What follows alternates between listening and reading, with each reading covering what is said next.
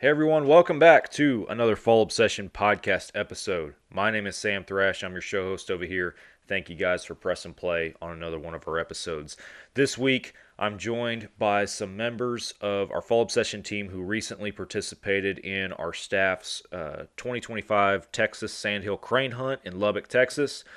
Awesome experience. We had some veterans in camp that have done this hunt before. We had some newcomers and new first timers in camp that had never hunted sandhill crane before, and we get a few of them on the podcast for this episode to talk about their experiences, to talk about sandhill crane hunting in general, and just some of the unique things about it, why it's important from a conservation standpoint, and then just to hang out, talk hunting, and have a good time like we always do with our Fall Obsession team.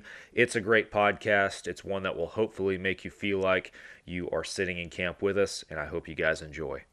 Before we get to the conversation, I'm going to give a shout out to some of our partners that make this show happen, and they have discount codes for you guys, so don't fast forward. Make sure that you take advantage of these exclusive deals for our Fall Obsession podcast listeners. The first one is Hoot Camo. We absolutely love our Hoot Camo gear. We wear it all the time here at Fall Obsession, and if you are interested in checking out what they have and placing an order, you can do it at hootcamo.com and use the code FallObsession15 to save some money at checkout. Bear River Archery is the official bow shop of Fall Obsession podcast. Justin Canaday over there at the shop in Van Alstyne, Texas. He does a phenomenal job helping us with all of our archery needs. Can't say enough good things about him. If you are in the North Texas area like I am, be sure you go up there and check out Bear River. If you are not local to him and you still want to show him some support and give him your business, you can shop online with Bear River and use the code FALLOBSESSION, all one word, lowercase letters, to save yourself some money. Tacticam Reveal is the official cell cam of us here at Fall Obsession. Can't say enough about my Tacticam Reveal cameras. I've run several different brands of trail cameras and cellular cameras over the years, and none of them compare to what the Tacticam Reveal is able to do from a photo standpoint, from a quality standpoint, from a data collection standpoint. There is so many different things that you can do on the Reveal app, and with those photos, collecting data, tracking your deer, all sorts of incredible things. If you have not made the switch to Reveal cell cams yet, you're missing out. Go check them out today and see what all they have to offer. Finally, the Outdoor Call radio app is a podcast partner, and that is a place where you guys can listen to Fall Obsession podcast every single week on Mondays, same day as our new publications. Outdoors Dan from Respect the Game TV, he has an app that you can download on any device, stream those hunting shows and podcasts on a loop every single day. We're on there on Mondays like I just mentioned, so go download the Outdoor Call radio app today. It's free and you can start streaming immediately. If this is your first time listening to Fall Obsession Podcast, thank you. Make sure that you hit that follow or subscribe button, whatever they have up there for you, if you have not done that already. Turn your notifications on if that's an option. That way you know every week when we drop new podcast episodes and podcast videos. If you like watching the podcast video version, you can find those on our YouTube channel. Be sure you are subscribed over there. We also do some live podcasts and shows from time to time. It's not every single episode that we're doing that, but it's pretty frequent. This one was one of them, for example. And you can catch those live shows only on our YouTube channel. So make sure you are subscribed to the YouTube. FallObsession.com. That's the website. All of our content filters through there. Our shows, our films, our educational content, our wild game recipes, our articles, all of it is on there. We also have an online store if you want to pick up a hat or a shirt, support the brand. We always appreciate that. Social media, wherever you guys are, we are probably there too. Facebook, Instagram, TikTok. We post daily frequent updates from our team and their endeavors and experiences in the field. Make sure you are following us on all the socials. And last but not least, Carbon TV. If you guys have not heard of it, you got to go check it out. You got to download the app. It is a free hunting and outdoor streaming platform for you where you can stream hundreds of different hunting shows, podcasts, films, live feeds, all sorts of different stuff right from the Carbon TV platform. Fall Obsession produces 4 different shows on Carbon TV. This podcast, our staff-inspired video podcast series called Couch Chats, is on Carbon TV, as well as our 2 different hunting shows, Texas Dirt and Midwest Mindset. Guys, go check out Carbon TV and start streaming today. That's it for me. taking you to the conversation with the Texas Sandhill Crane crew. You guys are listening to another Fall Obsession podcast. The power lies within that middle ground. Hunting transformed my life. I think you have to be built somewhat different. That Dale Brisby's a super puncher. When you get Pop-Tarts on the next Walmart order. I'm serious. Because to come into this country and stay dedicated to that, it was pretty awesome. If it's only for one, then you've done your job. We have to do what's right for the wildlife, and that's our responsibility as hunters. Fall Obsession Podcast. Welcome back, everybody, to another Fall Obsession Podcast episode. This podcast is brought to you guys in partnership with Hoot Camo, Reveal Cell Cams, Bear River Archery, and the Outdoor Call radio app. My name is Sam Thrash, hosting you guys. Got some Fall Obsession team members with me here today. Todd Sellin, our staff manager, back on the show. And then we got a couple of our pro and field staffers, Kess Fisher, Mark Steenland. Welcome to the show, guys. Happy to have y'all. Thank you. Thanks for having us. Yeah. I always enjoy recording with our team members. These are always the episodes that are certainly the most laid back, chill, and just it gives you that hunting camp feel for sure. And I know you guys have experienced a lot of that firsthand here recently, and we're going to get into that. We might have a couple more guys pop in here that we're going to try to make it to the show, but we had to at some point we had to get this thing rolling and everything, so we're kicking it off. But Tyler and Andy might join us later. Andy is actively out ice fishing right now, so he might be, wetting a line while he's on the show. That'd be a first. But and then we are live streaming on YouTube today as well. So if you guys are tuning in on the live stream, thank you all first off. But hit up that chat section if you got questions throughout the show. You want to ask the guys here about their hunt, about their experience, or anything in general. Feel free, and we're monitoring that chat live. So we're happy to talk to you through that on the podcast itself. But guys, y'all just went down to Texas, or came down to Texas, I should say. Went to Lubbock on a sandhill crane hunt. And Kess, you and Todd, I know, have done this before, right? Is that correct? Yep. Quite a few times. Mark, was this your first one? This was my first crane hunt. I've been hunting birds in Michigan here for a long time, but yeah, that was my first crane hunt. Gotcha. So I think the perfect way to break the ice and get our conversation going is I'll put the spotlight on you first, Mark, because you're the guy that got to experience this for the first time. So talk to us a little bit about your expectations going into it, kind of what you thought it would be, and then let's compare that to in reality what it really was for you and the experience you had. Yeah, so I guess I'll start with my expectation. I mean, every September here we hunt geese, and I kind of expected it to be something like that, which is here in Michigan. I mean, set out a couple dozen decoys, and you call. And when we got down there and started hunting, I mean, that's exactly what we did. Is we went around like a irrigation pivot there and started setting out layout blinds and brushing them in. But what was really surprising is a crane call sounds out of this world. If anyone's even heard a crane, just not even hunting, just out in the wild, it sounds like something from a fictional book or something crazy. But I mean, they just respond and communicate so much more differently than anything I've ever heard. And then the other thing is I expected them to come into like 2 or 3 packs maybe. No, it was like first light, just flock of 60 of them. It was crazy. Wowzer. So it was different. So everybody that I've talked to, and this is coming from a guy, I have not experienced sandhill crane hunting yet. So I at some point when y'all come down and do this, I'm gonna have to participate. Yeah. I know I'm missing out, but everybody that I've talked to or heard from, or I tuned in and I've watched y'all's couch chat that y'all filmed in camp there and everything, and everybody was just talking about the size of these birds in the sky and the difference that is from your traditional waterfowl waterfowl hunting and what, duck or geese hunters might be accustomed to. So let's talk a little bit about that as far as, you pop up out of the blind and you got a pterodactyl raining down on you. What's that like? Yeah. I tell you what, before the hunt, and I know we've done this before with layout blinds, but before the hunt, I felt like I was out of shape. When I came back, I got washboard abs. I'm telling you. Doing your crunches, getting out of there. Doing my crunches, yeah, up, down, up, down, up, down.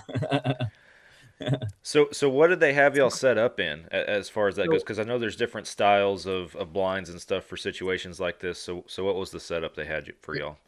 Well, we were in layout blinds. We had that were brushed in with tumbleweed and different types of natural brush that you would find in that area.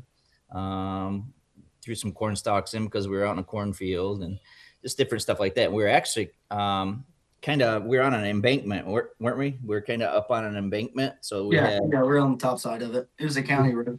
We had a little ditch behind us that was full of water, so that kind of help conceal us on the first day anyway. Second day, we were just out in the middle of a field, out in the middle of a cornfield. Yeah.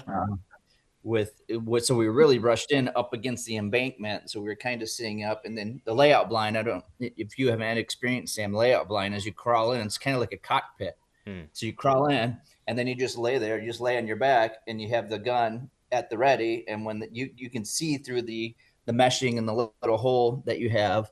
And then when the guide calls to shoot, right, all you do is just sit up and pick a bird kind of in your lane. So we're set up in a big long row. And so you have different areas that you're kind of assigned to, you know what I mean?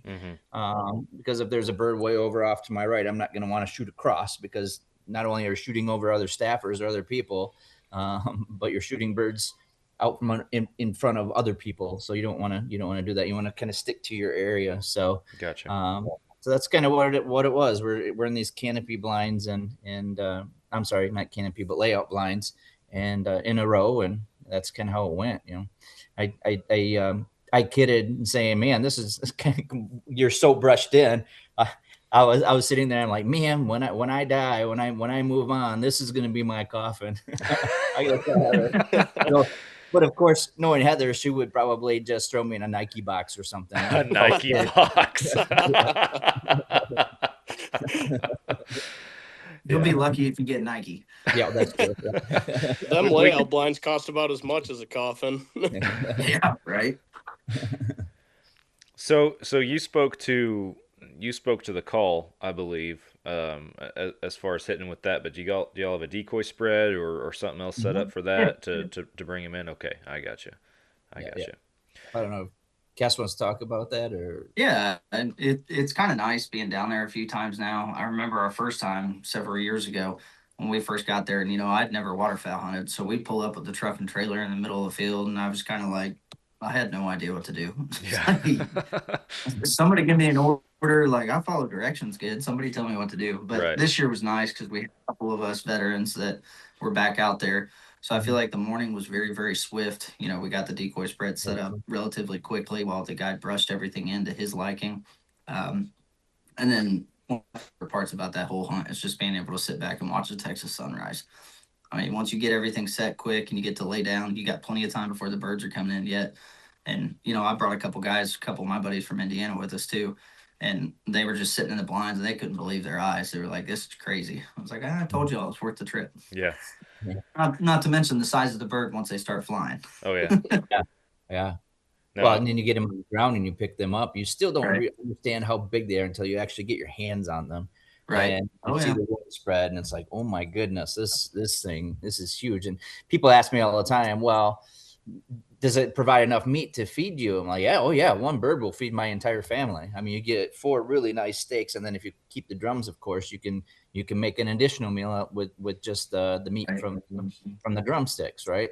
And so, yeah, definitely, you can definitely create a meal out of that too. But that first crane hunt is where Kess and I met for the first time. He came down. Yeah, that's before he was a staffer. He became a staffer after that crane hunt. Yep, I came down with Cut and Barrel and met up with you guys, and we had a good time. It just worked out from there. So yeah. And we maxed out in 20 minutes. yeah, right. He's like, this is easy. I don't know, that hunt was probably the only crane hunt I've ever been on where the guide was a little bit more methodical or particular about his spread. Just going back to the spread conversation. I mean, Mark, you hunt, birds a lot more than I do. Right. So you have a level of expertise here, but it seemed like they weren't very picky about how we set the birds out. Just set them up. They'll be feeding regardless. They're going to come in to feed. And to me, on day one, we had a hell of a time getting the birds to land in the spread. We had plenty of birds coming down, but they were coming down, 50 yards outside of the spread right out in front of us, or 100 yards off to the right. So I don't necessarily know if it had anything to do with where those birds were coming down or where the food was, but the spread, for me, you might be able to touch a little bit on that. Yeah, so really it depends on the time of year, and also I guess the bird you're chasing. Like, just for example, like our early season Canadian geese up here, you could have one decoy out of line and birds will flare you all day, and it's up to you to figure that out. Whereas to like puddle ducks, like mallards, frick, I can go out in a swamp, throw them anywhere I want, and 9 times out of 10 they'll come right in. Cranes, I don't know from really personal experience because I've never hunted them by myself per se, but I have heard that they are somewhat alike to geese, as to where you have a decoy here, a decoy there that they don't really like, and they'll keep on moving. Well, see, that right there is crazy to me too, because when I was up north there in Michigan with y'all, we were out there hunting Canadian graders. So that's what we had in our spread. And Todd, you remember sitting in that A-frame, and we had crane that were committing to the spread. They were trying to land down in there. We were almost shooing them off. We didn't have a single crane decoy out there in the field. So what did they like so much about that?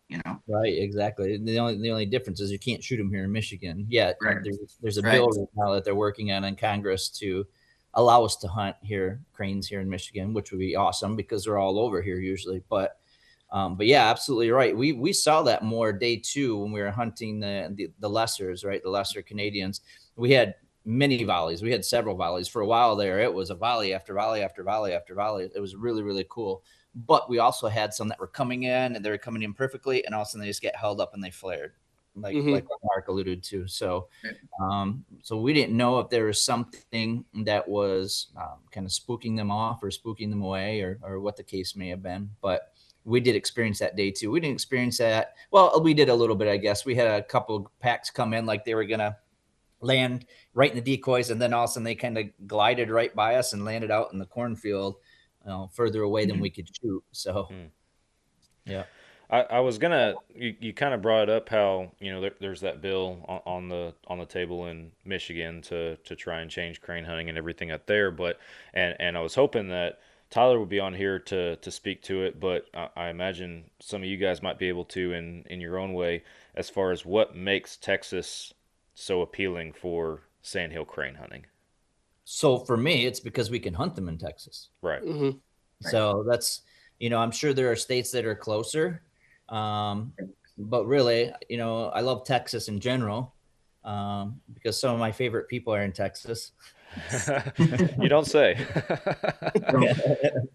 We did some research while we were down there too, and I think the official number was like there's 16 states that you can 17. 17 states. 17. My bad, Mark. It's okay.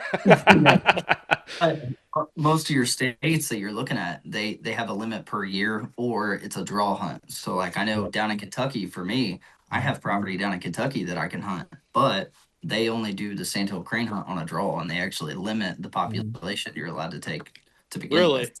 So you can only get down there, and I think it's a 2 bird per year limit, but it's on a draw. So you have to be drawn for it to begin with, and then once you get down there and they hit that total number, you can have 0 birds in your bag, and they're calling it quits. Exactly. Well, and you hit it right on the head too. Part of the attraction is the fact that it's not real complicated to get a sandhill crane license from Texas. I mean, it's just all over the counter. Yeah, absolutely. Yeah. That, and you have a daily limit instead of an annual limit, which is fantastic. Oh yeah. If you can get down there for a few more days, you can bag as many as you want. Right. When Kess and I hunted geese up here in Michigan, and we had to get a federal duck stamp, which we applied towards the crane hunt, because you have to have one to hunt cranes as well. So like I said, it's very, very easy to get a tag down there. And the time of year that we go down, it's really nice to get that little break in the weather. You know, we went down there and it was, what was it, 20 degrees the first morning, 17 degrees the next morning. And that's what we had been experiencing up here for a few weeks. So it wasn't terrible, but then it warmed right up to about 60 degrees. So that was nice. I mean, the day we met Tyler at his house, I think it was in the 70s, mid 70s. So we were all in shorts and t-shirts on his yeah. Playing disc golf in the backyard. Yeah. The other thing was the price of the license. 80, I think for non-resident, it was for everything you needed for waterfowl and cranes. It was $84. Does that sound right, Todd and Kess? Yeah. And actually, when we got back, my dad and I were having a conversation because he's a pretty avid big game hunter. He's like, man, if you want to go on vacation nowadays, it's a good time to be a bird hunter because you can spend between $1,200 and $2,000 and go on an awesome hunt. Whereas if you're a big game hunter and you want to shoot something big like caribou and you need to go guided or something, that's going to be like 30-40 grand. Oh, easy. Mm-hmm. Easy. Yep. Now, and that's only the 5-day license down there in Texas too, by the way. Right. I think just to emphasize that long Texas a lot more. Here. Yeah, typically when we go, we hunt for 2 days, and so the 5-day license suits us perfectly fine. Yeah, I fired up the Google machine on internet.com, and I since Mark corrected Kess, I'm going to correct Mark. It's actually 18 states. So I guess Michigan legislature is working quick then. Huh? Well, Michigan's not on here yet, but Texas, Oklahoma, Kansas, Nebraska, Colorado, Arizona, New Mexico, Utah, Idaho, Wyoming, Montana, Minnesota, North Dakota, South Dakota, Alabama, Kentucky, and Tennessee. In some form or fashion, you can. But it goes on to say that the Central Flyway, like Texas, Oklahoma, Kansas, Nebraska, is like the prime Sandhill Crane states right there. So I got you. Yep. But yeah, for sure. I mean, like I said, every time we've gone crane hunting, we've either maxed out or came very close to maxing out. You know, this time would we get like 26 birds and 27 was our max. You know, wow. That first time we went, we maxed out. Both days that we went hunting. The other time we went out, the first day, I think we were, I don't know, maybe 3 short of maxing out. And then the next day, that's when we had that late migration, and we were starting to see way more geese than we were cranes. So it turned into a crane / goose hunt. And I think we only ended up with 3 or 4 cranes, but we had a whole bunch of geese that time. So. No, we ended up, we split it down the line. I think we ended up with like 10 crane that day and 11 speckle bellies, something of the sort. So, I mean, still a great day. But yeah. So, you know, the point is you're going to see action, you know, when we go down to Texas. So again, that's part of the attraction. We don't want to go out there in the field and lay in a blind and look at a blue sky, even though it's pretty to go out there. The sunrise is great. The camaraderie is great, but in the end you want some action too, right? Right. No, I mean, that's hunting with you know, going on a non-resident hunt somewhere, or especially hunting with an outfitter, right? I mean, you know, at the end of the day, I know we preach here at Fall Obsession. It's not all about the kill. You know, a lot of it comes down to the experience and the people you get to share camp with. But at the end of the day, when you are traveling a ways for a hunt, you want to be successful. I felt bad last year on the turkey hunt for Kess because he came to Texas from Indiana and didn't go home with a bird. I was like, oh man, I was really hoping to get these non-resident boys a turkey. Yeah, exactly. We came home with plenty of memories on that one. It was a good time for sure. So yeah. Well, and that's the other thing too. When you drive, so from Michigan to Tyler's house, it's a 10-hour drive, and then from Tyler's house to Lubbock, or Lubbock area, it's another 10-hour drive. So you're spending a lot of time with each other in the cars, and so just that camaraderie of hanging out and watching Andy get car sick and having to stop. Oh no! That was the longest 10 hours of my life, guys. Yeah, Kess was sitting right next to him. Me and Andy are packed in the back of Tyler's Honda Ridgeline, and Andy, I don't know if he had some bad sushi or what, but he got car sick, and it was not pretty. From the moment we left, his head was in a bag. Oh, and my headphones died too, so I just had nothing. It was just sit there and listen. You're right, dude. And it's a ridge line, so it's kind of compact. It's not like it was a super crew cab. It's like a car with a box. Yeah, Man, exactly. I'm gonna have to. We're gonna have to talk to Tyler about having a Honda Ridgeline. By golly. It was like that. What were the cars that they kept? Nick and Drew, the Prius. Yeah, the Nick does not have a Prius anymore. I'll set the record straight with that. He finally got a pickup truck again. Thank God. Hey, we've all been there before, though. Oh yeah, no, we've That's all had to make it work. I remember my dad telling stories from back in the day on hunting in South Carolina and shooting 2 deer, and he just had a little car and he had one strapped to the hood and one strapped to the trunk, and just drove into town like that. So that's I mean, not a crane story, obviously, but my first buck I ever took, I was hunting with my pops, and we took his little Honda Accord because it was a little bit of a drive. I was like, well, if we get something, we can always go back to the house and get my truck. Well, I shot my first buck that morning. We get it all up there, and I'm like, all right, let's head back to the house. We'll go pick up the truck, grab some lunch. We'll come back and grab him. He was like, no, it'll fit. Sure enough, he opened up the trunk, and we stuffed that deer in there and rode all the way back home with its head hanging out for everybody to see. That's awesome. Yeah, put him right in the passenger seat. And yeah, right. Yeah, like Tommy in the back seat. Todd, you and Kess, y'all have been to Texas Dirt and Breckenridge and everything out there. You know kind of the layout and stuff. So yeah, Nick shot that deer, that doe, strapped it to the roof of the Prius. And what's funny is I brought it out of the woods to his Prius in my truck. But I had told him, when he got that car, I was like, hey dude, if you kill a deer, you're gonna have to figure it out. I was like, I ain't driving it into town for you. You're gonna have to figure this out because you gave up your truck. And he's like, no, I'm going to do it. So he strapped that thing to the roof, and he drove into town that night and dropped it off at the processor. And by the next day, he's leaving the lease, and he meets an oil field guy at the gate, and there's like some blood on the side of the Prius. And he's like, oh, are you the guy that drove through town last night with a deer on that thing? It's like, yeah, that's me. He's like, oh, dude, you're famous. Everybody around here is talking about you. And apparently everybody was out that night, and they saw that Prius rolling through town with a deer on top. The processor posted it on their Facebook page, and I mean, everybody knew about it.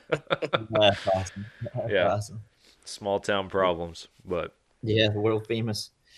So this year, day 2, they actually had us hunting geese. So it didn't turn into a goose hunt. It was, here are your options. They had so the field we hunted the day before was their field that was getting the most action, and so that's why they put us in. And they didn't have any other fields that were really active at that point. So they came to us and said, "Hey, what if you guys go on a goose hunt for day 2?" And after we talked about it for a little bit, because ultimately we were down there to try to crane hunt, we can goose hunt at home, right? But we ended up making the decision that, we're going to go out and shoot some geese instead. And so we ended up, again, another action-packed day, and had lots and lots of volleys. And so put a lot of, what do we have, 22 geese that on the ground, the lesser Canadian geese. Right, yeah. So, which was actually really surprising with the other group that we were sharing the lodge, that, they were back up before us the first day. And even the second day too. Oh, wow. And they were very surprised we didn't limit out on the geese while we were out there. But I mean, we had all kinds of birds. It was stupid, the amount of birds that were in the sky. We just didn't have a lot committing to the spread. It was a tough morning, but we made the most of the opportunities, and we definitely slayed them. Mm-hmm. Every chance we got, we were putting birds on the ground. So it's just a matter of decoying at that point. Yeah. So that was a good time. So, and y'all might have mentioned it, and I just missed it earlier, but like the first morning when you had all the Sandhill Cranes come in and everything, and you talked about the limit being 27, and y'all put down 26. How many volleys was that? How long did it take to get that many? How long did y'all hunt? I think we were done by 10:30. That sounds right. I'd say it was right around 10 o'clock. Gotcha. And it wasn't like before. So when Kess and I went out there the first time when we first met, you could hear, like you said, we went and got the field set up with the decoys. We got the blinds all set up, brushed in, and we were standing there in the dark, and you could actually hear the cranes coming off their roost. You could hear them making their noise, their pterodactyl noise. And we're like, oh boy, we better hurry up and get in our blinds. So we did that. We got into our blinds about, I don't know, 5 or 10 minutes before shooting light, because you could hear them coming. We hurry up and jumped in right at shooting light. We had volleys going right away. Oh, wow. So that was the first time. This time it wasn't like that. We were still out of our blinds because they hadn't come down from the roost yet because it was cold.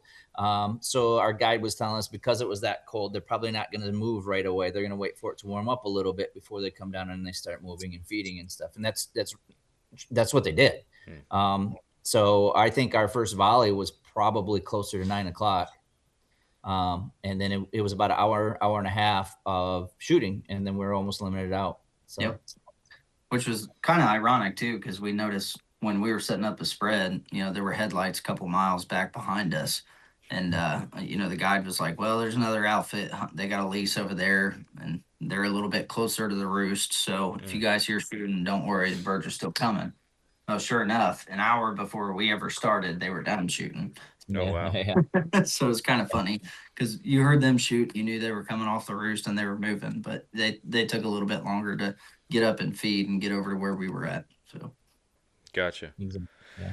I imagine. And so, go ahead. In terms of number of volleys, I would say, I don't know, 5 or 6 volleys. I'd say about that. The first volley, like Mark mentioned, first volley, man, we had about 50 or 60 cranes come right in. Yeah. And with the restrictions we have with plugs and only being allowed 3 bullets in our gun, I mean, you go through those bullets quick. Oh yeah. When you have that many. Yeah, shoot 3 and scrambling to reload, I imagine. Exactly. And we're averaging every volley. We average about 5 or 6 birds on the ground with every volley. Wow. So, yeah. Yeah, that's awesome. I imagine. Yeah, it was good shooting. Yeah. I imagine for outfitters like that, it's pretty. I couldn't even begin to guess what an outfitter probably pays for a crane lease or something like that on a field or something like that. But I imagine that it's probably a race to find those spots and those prime spots close to the roost and everything for that, and potentially be able to charge more. I would imagine if you got a setup like that. So just speculate. This was about $100 more than what we paid before, but the outfitter we went through before, you had your lodge that you rented. It was basically a big pole barn, a bunch of bedrooms and bathrooms, and you had a kitchen, refrigerator, that sort of thing, an entertainment area. For this one, it was all inclusive. So we paid, like I said, $100 more. So we paid about $1,000. It was all inclusive. You had again, the lodge, which looked like a pole barn, but we have like 10 bedrooms that you go through a couple doors and then there's just a line of bedrooms. And we had 5 bedrooms, and the other group that was in with us had 5 bedrooms. You had an entertainment area where you had pool ball table, you had darts, you had arcade games like Pac-Man, and what was the other one Duck Hunter and Buck Hunter, arcade game with the Mark and Tyler and those guys. Yeah, we got stuck on that one for a little while. I felt like a kid again, man. And then they cooked for us. They cooked lunch and dinner for us when we came in, and really good food. Man, those steaks, steaks they made were just monster steaks. Everything's bigger in Texas. Everything's bigger in Texas. That's a fact. Very, very good food. So it was all inclusive. And they cleaned the birds for us. That was included in the price. So it was a really cool place. They had like a whole station for cleaning birds. Like it was crazy. It's like a little shed they had, and when you pulled in, there's just feathers everywhere on the lawn. Those guys don't mess around with that. No. Yeah, always got to have that designated area for sure. I remember the skin and pole on our Texas deer hunt, the one where we first met Andy in 2019 down here. That skin and pole could hold 4 deer. And that weekend, there were 10 of us in camp, and that weekend it was not uncommon for you to come back and have to wait in line. If you weren't the first one back, you'd be waiting in line to skin and quarter your deer. So, yeah, it was. You guys kept all the meat for that, or did you have to give it to the outfitter? No, so and that we hadn't talked about that hunt in a long time, but that was it's kind of a friend of a friend is how we got in contact with the landowner out there, and it's a private piece of property owned by a guy that had some oil field businesses, him and a business partner, and they had a very, very large piece of property down there in Central Texas, and yeah, they for years it was just them and anybody like clients or family that they took out there that hunted it, and this place is massive. It's like 5 or 6 thousand acres, and they like over time they weren't killing enough deer was the problem. Right. So Right. friend of a friend put them in touch with us at like, hey, come shoot does and cull bucks, and we're like, say less, we'll be there. Yeah. So we put together a team of 10 of us from both in the state and staffers from outside the state. I know Drew and Andy came down. Tim Burgess, he came in. Another guy or two that we had at the time on the team that were from out of state. They came in, and me, Nick, my dad, and some other folks from down here participated. And yeah, a 3-day hunt, just shooting does and cull bucks. And I think in 3 days we killed 31 deer out there between the 10 of us. That's awesome. Yeah, it was a good time. It was exhausting, but it was a good time. That's where the famous zebra video from Andy came from. Is from that time in camp. So yeah, that was the zebra moment. His very first Texas deer hunt as a zebra walkout. But yeah, and you wouldn't expect that for your very first Texas deer hunt. No. Drew texted me. He's like, "Hey, is there exotics on the place?" And I was at camp, and I was like, yeah, I think there are like some stuff. He's like, well, that makes sense because I'm looking at a zebra. I was like, well, I didn't know there was a zebra out here. Do not shoot that. Yeah, although if you talk about people in Africa about zebras, they look at zebras the same way we look at coyotes here. Yeah, so I've heard that. Really? Yeah, like a nuisance animal that they need to get rid of. Wow. So yeah, I've heard that a few times now. Yeah, I got plenty of coyotes down here that need to go right now. They're crawling all over the place, but yeah, it's breeding season up here now. And so I think we talked about that the other day, Sam, and yeah. I got to get my camera stern back on here though, because I froze them for Christmas so we could make sure we had a good Christmas. So so that you weren't checking your reveal cell cam during Christmas dinner. Yeah, exactly. All right, guys, got to peace out. Got to get out to the back 40 real quick. Yep. There was Sam, I talked before we started a little bit. I was telling Todd, but I brought 2 guns down. I've got a Browning A5 and a Weatherby Element. I brought an extra in case anyone had issues, but I was just telling Todd before we started, I was cleaning them. And I don't know what you guys do to that red dirt or dust down there, but I probably spent an hour and a half on each one. There was red everywhere, inside and outside on those things.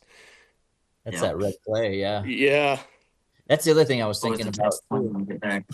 I had a canister full of bullets before I went down. I think I came back with 1 container of bullets, one little box of bullets. So we definitely had some shots. So definitely put some bullets through the gun. Yep. Well, if it makes you feel better, Mark, I would rather not have to spend all that time cleaning firearms and that kind of stuff after being out in it. But I mean, that's Texas for you. That's just that's how it is. It was it was dusty. That's why Sam strictly bow hunts. Yeah, that's why I'm up in a tree, so I'm not rolling around in the dirt with my bow. That's what some of the guys I brought with me. I brought shotgun socks down with me. I had them put the sock on before we went out to the field, and they were like, "I don't need that. I got a sling." And I was like, "You're gonna want it. Trust me." Yeah. You get to laying it down when you're setting out the spread and stuff, and you need to protect it. Period. And Joel experienced that on the first morning. His shotgun wasn't cycling, and he was having a hell of a time, getting really frustrated with it, and that's one of those things. I mean, the upkeep of your firearm or whatever you're using is important because it can affect your success in the field. No, absolutely. For sure. Yeah. Yeah, and it was really, really dry this year. They said that the outfitter said that they've been in extended drought now. And so, yeah, my boots are caked with that red dirt. It was just so dusty everywhere. Excuse me. So. Yeah, that's how it goes. Yeah. I don't have. We got a little bit of the red dirt out where we're at, but I mean it's just it's windy, it's dusty, it's Yeah. there's Oh, no. that wind in Texas is brutal. Oh yeah, Mm-hmm. oh yeah. It'll change a hunt for you real quick, for I can sure. imagine. So Especially out there in the plains. In yeah, Lubbock there, more in the plains. yeah. Y'all are out there where it's flat. I'm out Mhm. there where it's flat, as in no vegetation growing higher than like 12 feet. But y'all are out there Right. where it's flat. So There's nothing, right? You see forever. Yeah. yeah. You stay right on the plains. So Yeah, and I wanted to make sure that we hit in this episode too for anybody tuning in that might not be a waterfowler or might not have gotten into sandhill crane or that kind of stuff. Kind of some of the importance of that, because there's always a perception. There's a perception with hunting in general that you're just doing it for sport, and we all know, and I would hope most people tuning this podcast know and understand the the other things as far as the benefits of you're hunting for meat, and you guys have already alluded to that as far as utilizing these birds and everything for meat and putting food on the table with them and everything, not just shooting for sport or anything like that, but then also just with waterfowl in general, and then speaking specifically to sandhill cranes, just the conservation benefits with preventing crop damage and some other stuff for these environments like the flat West Texas plains out there. You got a lot of crops and everything out there, and without waterfowl hunting, without crane hunting, that's a huge environmental impact, that a negative impact that birds can have on crops and that kind of stuff. And so I know that's always an important topic I feel like to touch on when we talk about hunts like this, is making sure folks understand the other benefits, the conservation side and the management side of hunting, in addition to the provision side. So especially when you consider the factors that we had just talked about a few seconds ago, with how dry it's been down there and how much farmers have lost crops simply because they're not getting enough water on them. You know what I mean? And now you add all these birds migrating to that area on top of it, and that just reduces their crop. It reduces their crop exponentially, which means that they're not making enough money as they should to be able to make a living. You know what I mean? Yeah. And so yeah, to your point, it's incredibly important that we're able to look at the conservation side and help maintain the herd a little bit. And that's a lot of the reason why we go up for the snow goose hunt. That's why they have a conservation hunt. The snow geese are absolutely destroying the Canadian ecosystem up there. They're absolutely destroying it. And I've even heard this year they came down even later, so they were up there. In fact, I heard when we went down to Texas, there were still snow geese way up into Canada yet. Oh, so really? because of the way the weather was going. And the longer they're up there, the more they destroy. And you're talking with snow geese, you're talking millions of birds when you go out. You know what I mean?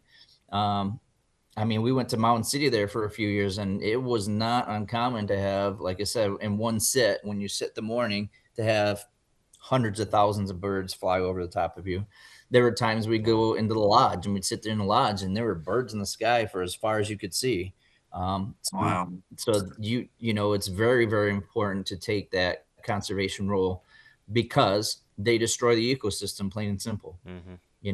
If that happens up in different areas, I guess I allude to Canada, they've absolutely just crushed it. I wish Andy were on here. He'd be able to tell you a little bit more specifics on that. But they're doing a lot of damage, and we need to help them. We need to help people out. We need to help the farmers. We need to help reduce the herd, because not only that, but the birds. Think about it. If you have millions of birds trying to eat the same thing, going to the same fields, there isn't going to be a lot of food left, So there's going to be a lot of birds that die from starvation, for example, just because there's too many birds. And so that's why it needs to happen. It all starts spiraling out of control without the hunter in the mix. So in that conservation hunt that we go on to, we talked about the fact that with cranes, we have to have a plug in the gun. We can't have any more than 3 bullets. We can't shoot more than 3 cranes per day. With the conservation hunt, that snow goose hunt, there are no restrictions. You can shoot as many birds as you want. On my gun, I have an extender tube, which means I can put, I believe, 9 shells in the extended tube and one in the barrel. So I got 11 shells in my gun at a time. And so it's my shoulder gets awful sore when you get enough volleys in. You empty your gun. Yeah, it's but I mean, you really need that. You really do need that. So. Yeah, absolutely. What remind me, Todd, when is the snow goose hunt with Andy that y'all are So doing? it really depends. So that's the thing. It really depends on the migration. And like Andy told us when we were in camp, he's like, guys, we're going to hold this in North Dakota, but you have to be ready to pack up and go because right now we're getting a whole bunch of snow. This is a bunch of snow that we've had for the first time in a while. The snow geese follow the snow line. So if we're getting a bunch of snow, they're going to go further south. As the snow melts, they'll start migrating north. So it's kind of, they fluctuate based on the snow line. Typically, so last year when we went that last full week in March. So just before spring break, we went. We've gone to Missouri beginning of March. We've gone middle March. I know Tyler said that he was trying to set something up in Missouri for the end of February this year. So, but with that being said, the first snow goose hunt that we ever set up was at the end of February, and we had to cancel because we had a polar vortex come down and it pushed all the birds further south. So all the birds that were in that area migrated south, and then they migrate back up when it starts warming back up. So, so it's really, really important to follow the migration reports.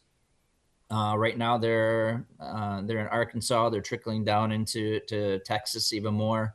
They're in Georgia. So that's where the majority of the geese are. I just looked at the report yesterday, and that's where a lot of the geese are being reported right now. If it starts warming up, they'll start, heading up this way. So it really depends on the migration. Gotcha. And like Andy said, it could be snowy today. It could be 60 tomorrow and all melt tomorrow. And by Monday, geese are in town. You guys got to pack up, get here. Yeah. Right. So yeah, that might be an episode we have to do here in a month or two, with Andy maybe following the potential, snow goose hunt for the team in North Dakota, because that would be cool to kind of not just to get Andy on here just in general, period, but also to hear a little bit more detail, maybe some stuff about the conservation side and migration, and we can dive into that a little bit with him, because that is his wheelhouse 100%. And not discrediting anybody here, because I know, Mark, you're a big waterfowl guy too. I know you probably have some thoughts and can weigh in on that as well. Yeah. So we have these diver ducks here that sit out on our Great Lakes, and they, similar to snow geese, they follow the cold. So kind of almost the second it hits like below 30 degrees, I mean, they're here, and once it kind of gets above that, they're gone, man. And so you got to hunt them while you can, just like the snow geese. Yeah. No, it makes sense. Like you said, Todd, you got to pack up and go.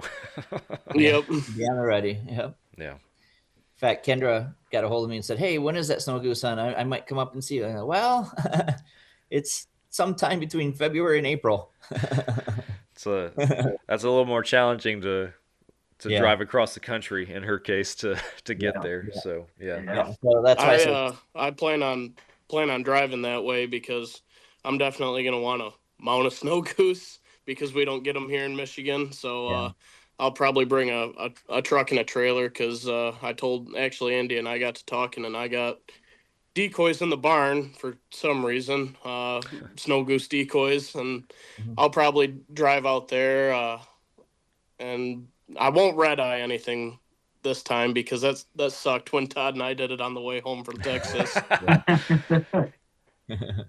Kess did too. Yeah, he did. Yeah.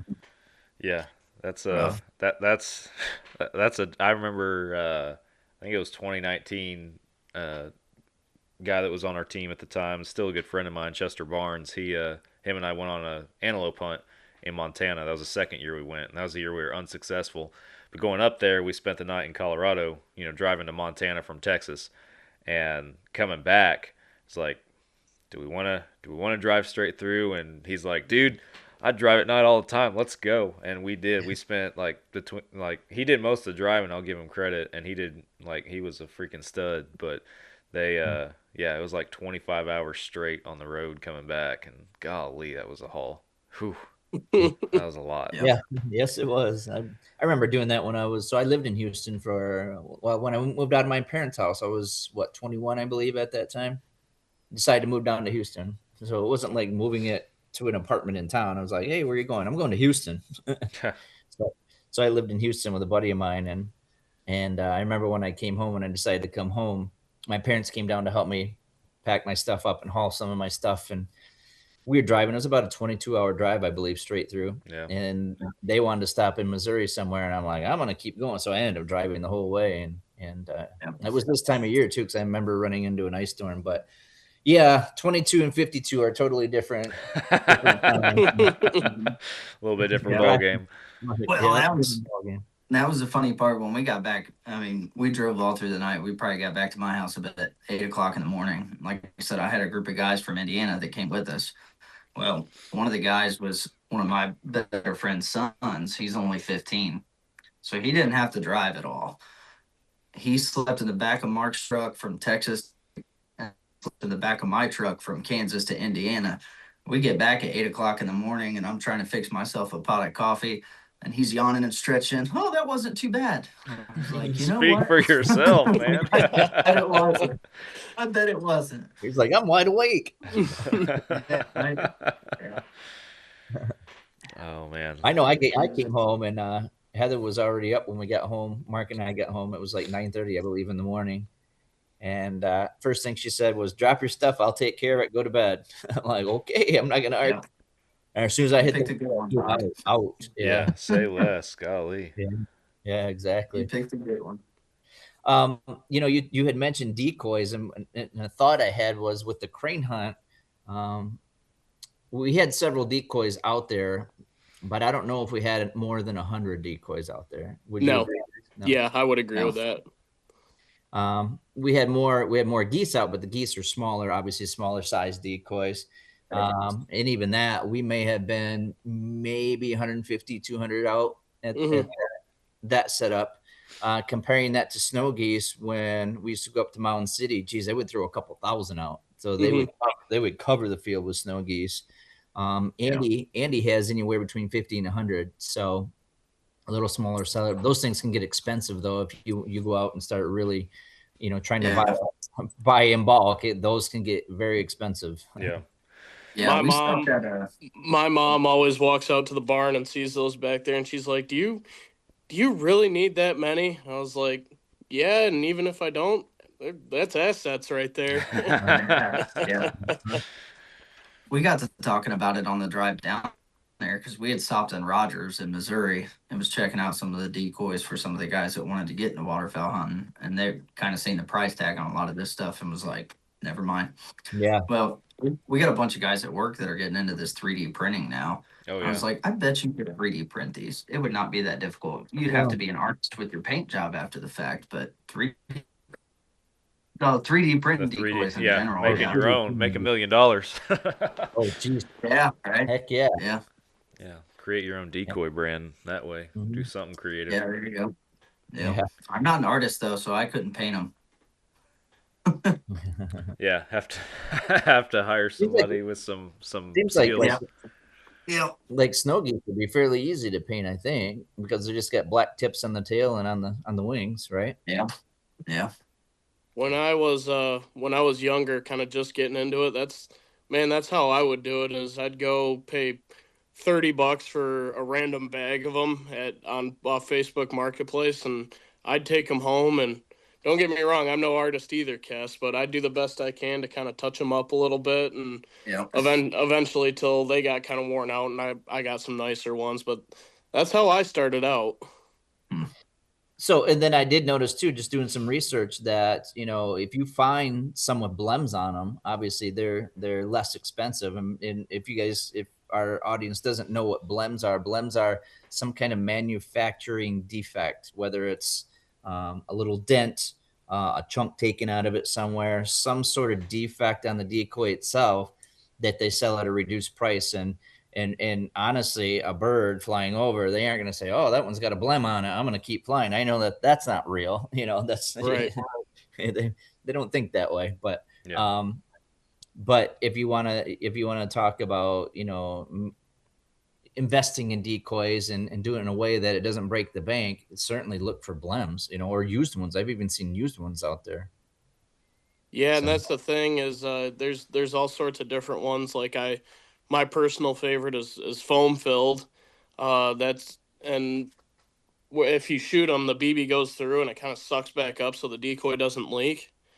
And if we're ever shooting, you can kind of pick up and you might hear the BB rattle around, and guys will be like, "Oh, sorry, man." I'm like, "No worries, dude. That's just the decoys they're doing their job right, man."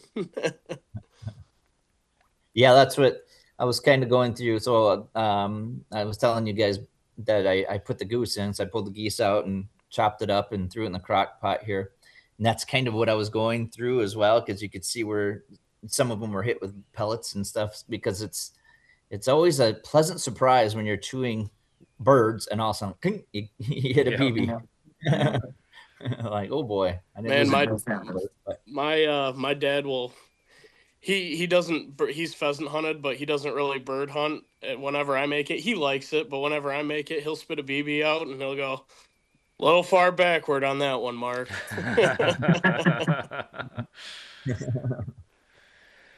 Well, one of the questions I wanted to ask, I know we're getting close to that time mark we normally shoot for, but I mentioned at the beginning that I am someone who has never been sandhill crane hunting, so I wanted to paint it in a hypothetical scenario and give you guys a chance, if you are educating somebody like me or anybody listening who has never done this, wants to do it, as far as gear, weapon, load, all that kind of stuff.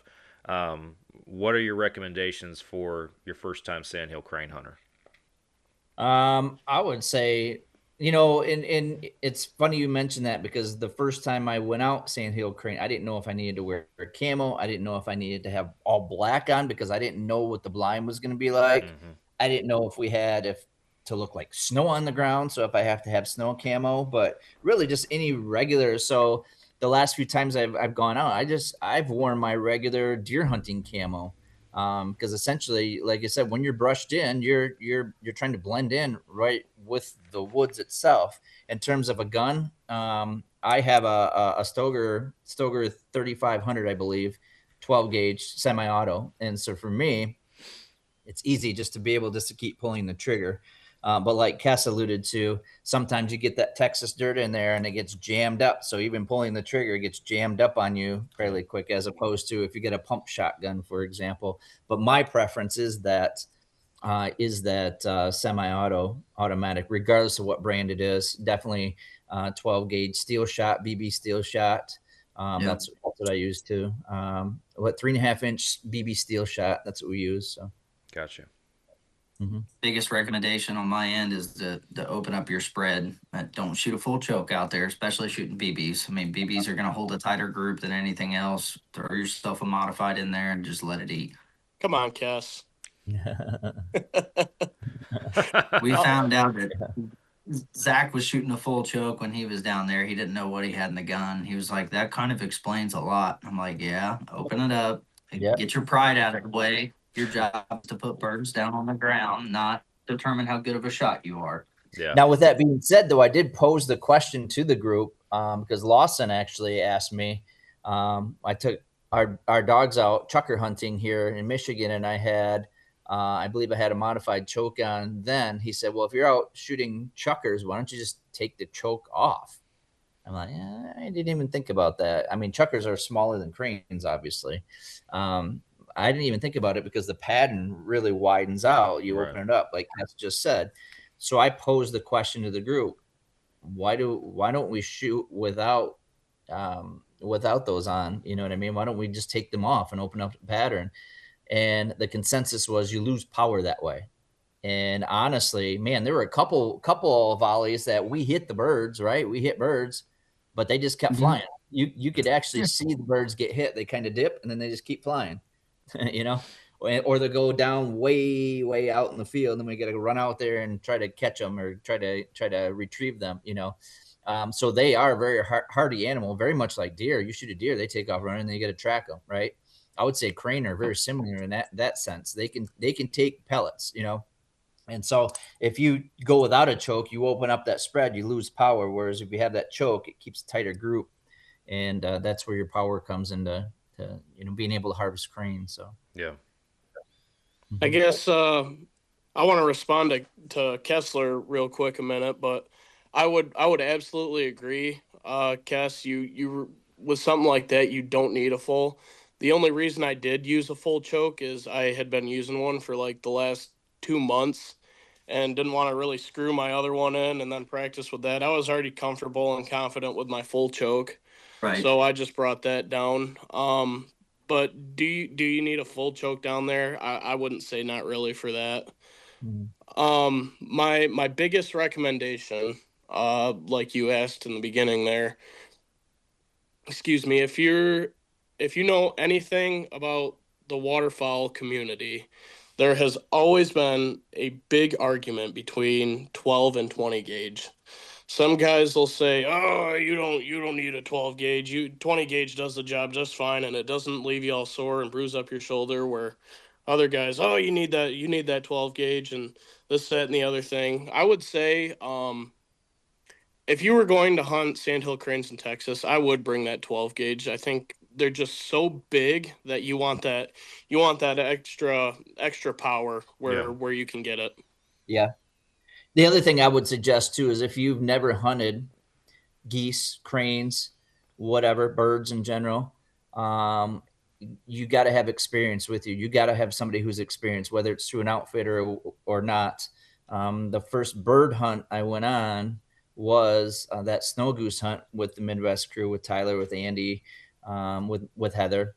We had zero experience then. Tyler and Andy had all kinds of experience. So we learned a ton from them in terms of when you should shoot, the behaviors of the bird prior to getting, like, for example, the biggest thing I learned is they come down, snow geese, for example, they'll come down, but then they always do a circle. So they don't come down close enough to get a shot. And I guarantee that if we didn't have Andy and Tyler with their experience, I guarantee we would have popped up and tried to take a shot at them without realizing they're not even in range. You know what I mean?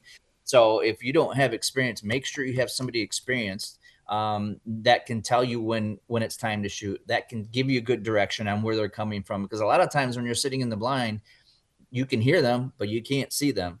You know what I mean? And so if you have somebody directing you as to where to look when you pop up, that definitely benefits everybody.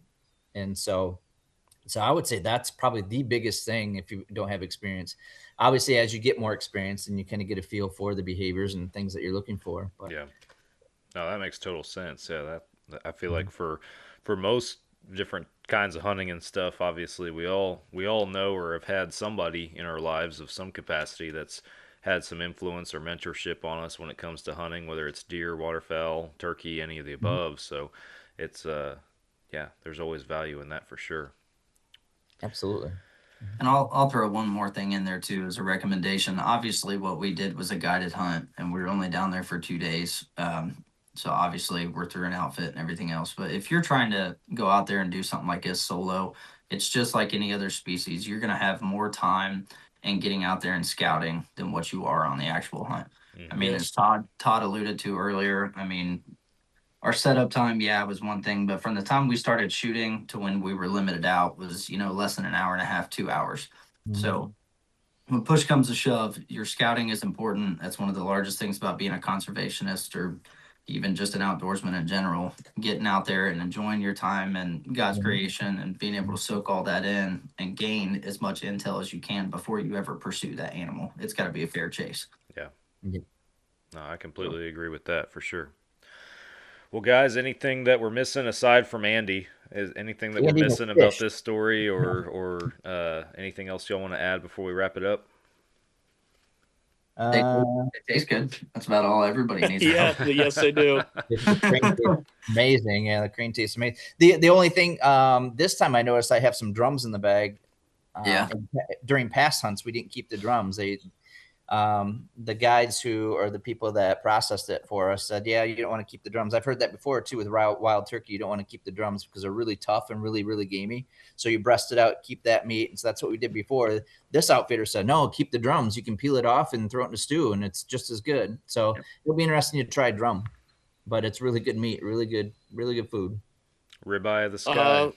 There's also, if I could add to that, Todd, and this might upset some of my farming buddies if they're seeing this, but I will go as far as to say crane is better than any cow, deer, or duck I've ever had, or goose. Absolutely. In fact, Tyler greeted us. Mark and I were the last ones in camp. Andy, Kess, and his buddies came in a day earlier. When Mark and I got there, they greeted us with crane. Yeah. Tyler had cooked up some crane. That's awesome. Yeah, that's a bold statement, Mark. You threw beef in there, man. I know. That's a bold statement. It's getting touchy. Well, good deal.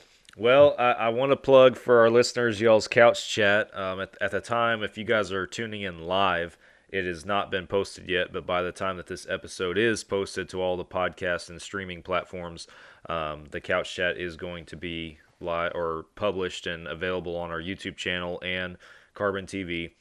For those that don't know, the Couch Chat series, Todd, that's kind of become your baby a little bit, and you've taken that over. But it's a kind of a raw, unfiltered video podcast series for our staff members and our team, and you're working in some other guests now and trying to expand it a little bit, which is awesome. But all that is to say, you did a couch chat actually in crane hunt with the whole crew. So if folks want to tune in and actually hear some of the excitement, especially from the new hunters that were in camp, and then again just get that authentic hunting camp feel to a conversation and hanging out with the guys, go check out that couch chat. It'll be on those platforms, or again, if you're listening live, it'll be coming out next week.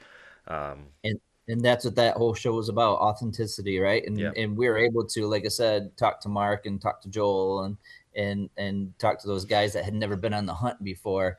And this was right after our hunt. So, I mean, it was, fresh in their minds. So it was fun. Lots of fun. Those are always my favorite conversations, man. With the ones that come from camp, those have always been my favorite episodes to record with people and that kind of stuff. So it's always fun to go back and reflect and remember a trip through that show and everything. I've always enjoyed that, and you guys certainly will with that conversation. So yeah, absolutely. Well, guys, thank you all for joining me for a Fall Obsession podcast episode.